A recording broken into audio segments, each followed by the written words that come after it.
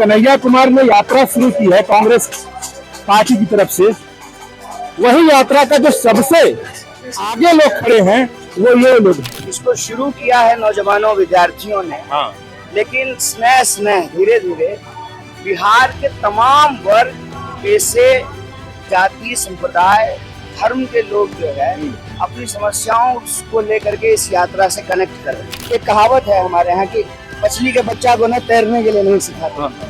तो बिहार के लिए बात करने के लिए हमको आंकड़ों और डेटा की जरूरत नहीं होती, क्योंकि हम यहाँ रहे हैं, हम जहाँ जिए हैं, हमको मालूम है कि जो है यहाँ पे प्रॉब्लम्स क्या है। सबसे बड़ी वजह है बिहार में शिक्षा, स्वास्थ्य और रोजगार। नमस्कार साथियों, मैं अजय कुमार दवाया से। तो आप ये देख रहे हैं चंपारण युवा सत्याग्रह, चंपारण से पटना पैदल यात्रा 16 मार्च सुबह से। तो आप समझ ही गए कि ये क्या है। कन्हैया कुमार ने यात्रा शुरू की है कांग्रेस पार्टी की तरफ से, वही यात्रा का जो सबसे आगे लोग खड़े हैं वो ये लोग हैं। और मैं इस समय हूँ बिहार के मधुबनी में, और ये लोग कौन है तो हम इनसे जानने की कोशिश करते हैं आखिरकार ये है कौन। तो आपका नाम क्या हुआ? मेरा नाम हलचल सिंह है और मैं बक्सर जिला का रहने वाला हूँ। और सर आपको बता दें कि आपके चैनल के माध्यम से कि ये आंदोलन हिंदुस्तान के हर जिला से आए हुए युवा है, उनके माध्यम से आंदोलन चल रहा है। और ये आंदोलन का उद्देश्य है कि जो केंद्र सरकार है, जो तानाशाह सरकार है, जो हम जैसे युवाओं को शोषण करने पर तुली हुई है, तो हम बता दें कि हम उनमें से युवा नहीं है, हम अपने अधिकार की लड़ाई लड़ रहे हैं।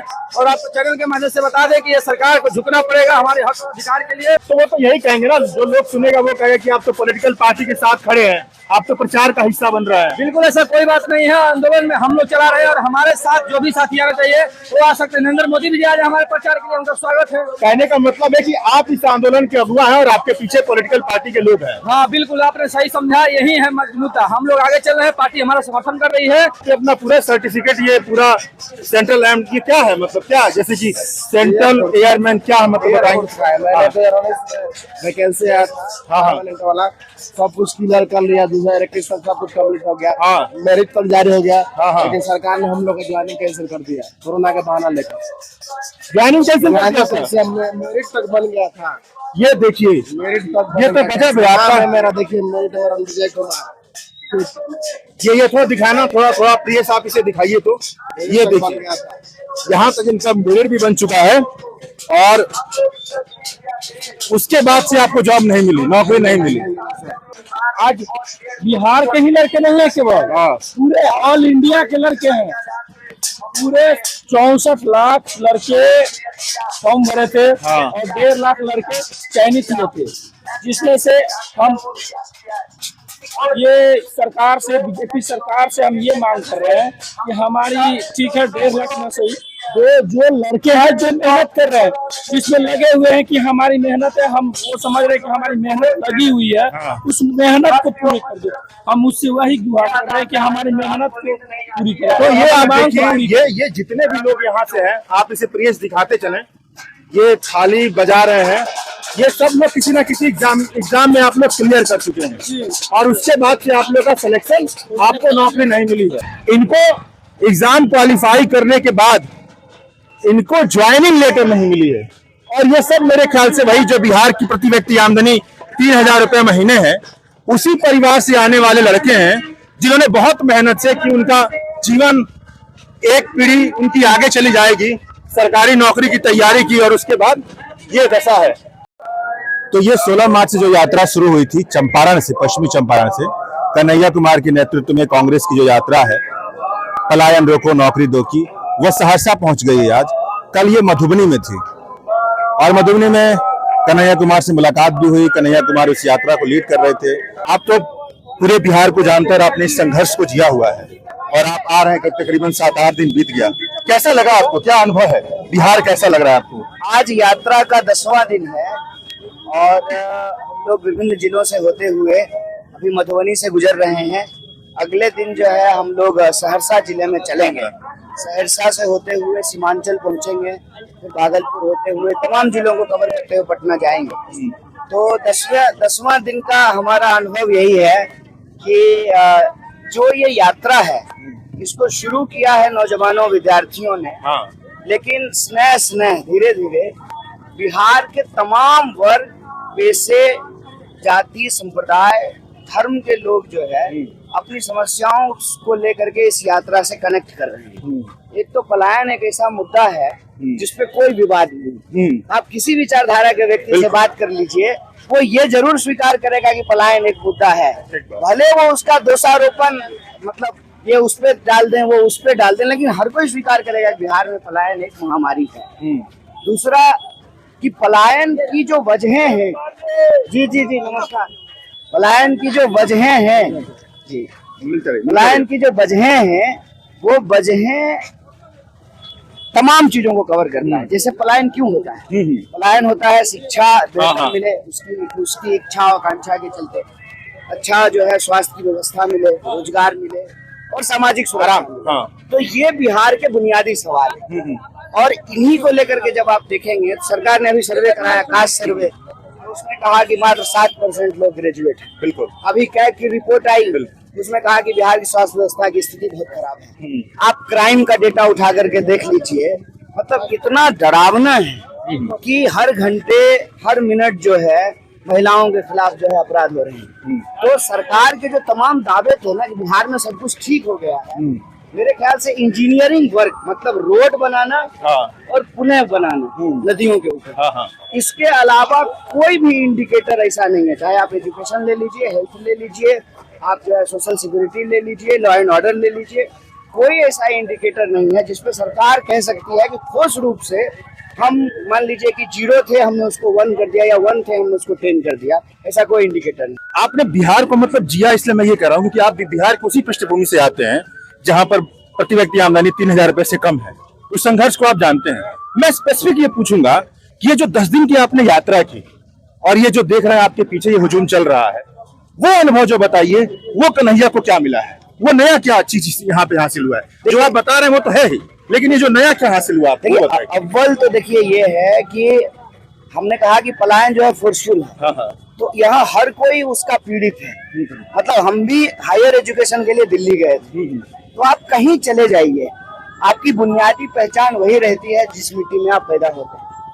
तो जब आप दोबारा मतलब पढ़ाई लिखाई करके किन्हीं वजहों से अपने क्षेत्र में काम करने के लिए आते हैं, तो एक डिफरेंट लेवल का कनेक्ट होता है। बिल्कुल, मतलब असहमत होने के बावजूद भी आपके प्रति जो है ना अनादर नहीं होगा, ये एक बड़ा फर्क होता है। दूसरा अनुभव जो है मेरा कि देखिए एक कहावत है हमारे यहाँ की, मछली के बच्चा को ना तैरने के लिए नहीं सिखाते। तो बिहार के लिए बात करने के लिए हमको आंकड़ों और डेटा की जरूरत नहीं होती, क्योंकि हम यहाँ रहे हैं, हम जहाँ जिए हैं, हमको मालूम है कि जो है यहाँ पे प्रॉब्लम्स क्या हैं। जैसे बहुत सारे सवाल हैं, ऐसा मैं नहीं कह रहा हूँ कि सिर्फ सरकार को दोष दे देंगे। बिहार पिछले कुछ दशकों में जो है जो इसका फोकस था ना, वो फोकस निगेटिव हो गया, उसको पॉजिटिव करने की जरूरत है।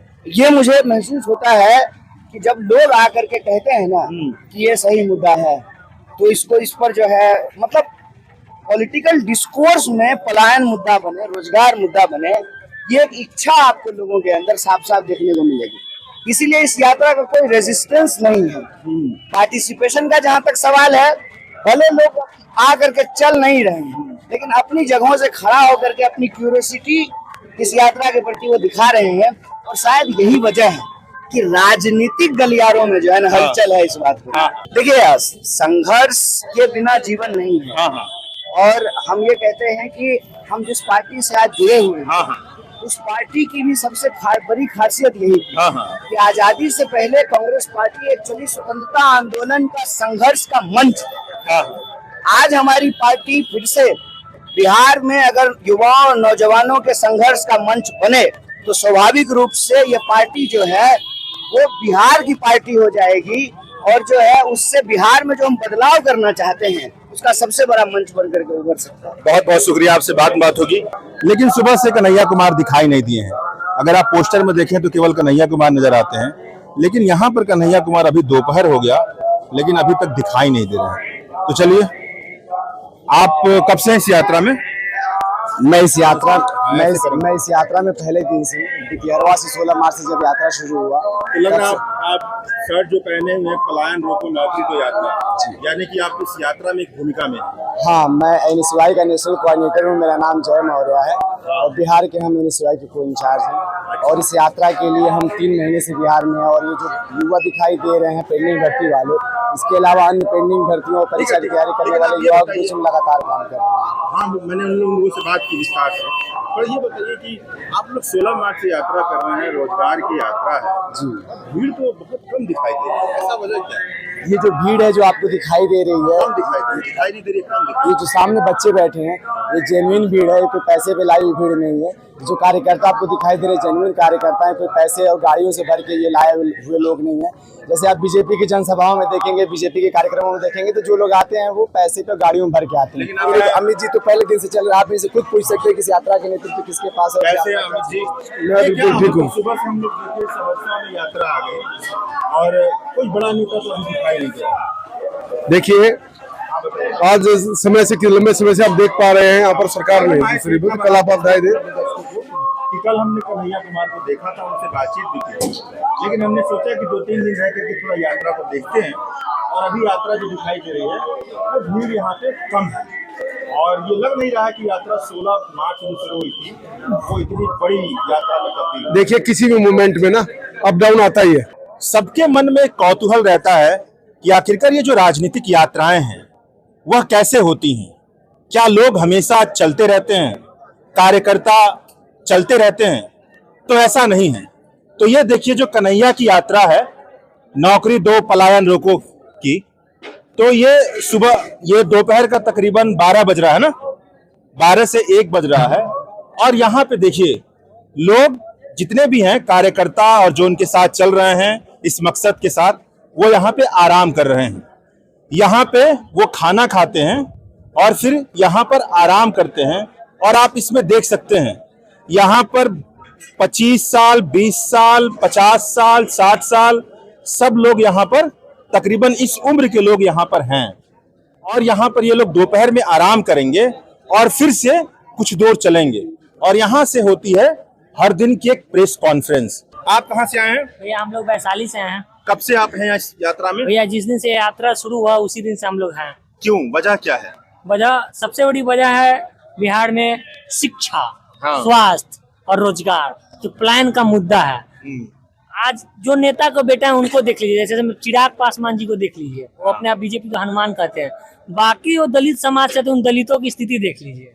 नीतीश कुमार के देख लीजिए, पिछले 20 साल से अभी तक वो कहते 5 साल और सत्ता में बने रहेंगे। ये जो जत्था आए हुए हैं जो प्लान को मुद्दे को लेकर, जिनका सारा रिजल्ट हो चुका है, उनका बहाली अभी तक नहीं हो रहा। क्यों नहीं हो रहा? ये सबसे बड़ी मुद्दा है।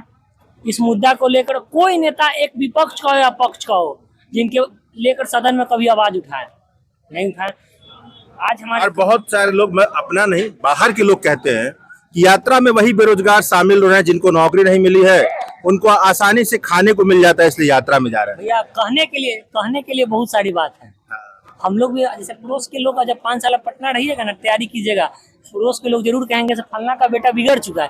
लेकिन आपको ही देखना होगा कर क्या रहा है, मेरे पास मजबूरी क्या है। हम 10,000 पर लोहा पीटने के लिए शरीर नहीं देखते, हम सब ठेला खिंचाएगा इस उम्र में नहीं खिंचाएगा इस शरीर से। हमारे पास स्टेमिना नहीं था। हमें नौकरी के लिए जो हमारे आए हैं अभी कन्हैया भैया, इनका बैकग्राउंड देखिएगा तो इनकी माता जी आंगनबाड़ी में नौकरी करते थे। यात्रा शुरू करने को फ्री में भोजन थोड़ी तो नहीं मिलता भैया। PhD के डिग्री लिए हुए हैं, कहीं तो प्रोफेसर रहते, 1.5 लाख के पेमेंट महीना मिलता। ये क्या है, ये क्या लिखा है इस पे? क्या है?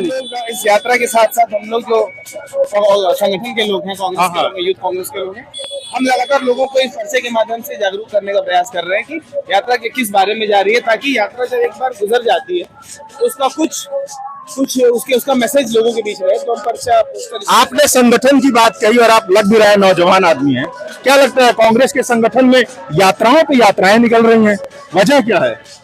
मुझे लगता है कि लंबे समय से ये रियलाइज करने के बाद कि शायद हमें वापस लोगों से जुड़ना होगा और अपना मैसेज, आज के दौर में, सोशल मीडिया के दौर में, आपको अपना मैसेज पहुंचाने के लिए शायद लोगों से डायरेक्ट कनेक्ट होना होगा।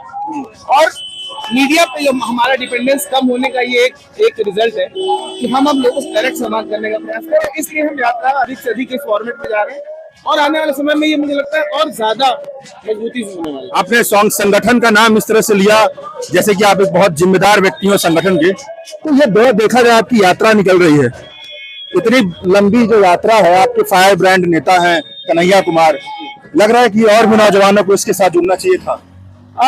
देखिए यात्रा क्योंकि एक लंबा रूट है और लगभग 1000 किलोमीटर अपनी यात्रा है, तो हम हर जिले में प्रयास करते हैं कि वहाँ के जिले की कमेटी को इन्वॉल्व करें, वहाँ की कमेटी के लोगों को इनके साथ हम अपनी 100-150 लोग की टुकड़ी है आर्मी पेंडिंग भर्ती वालों की, और संगठन के 50-60 लोग हैं जो चलते हैं।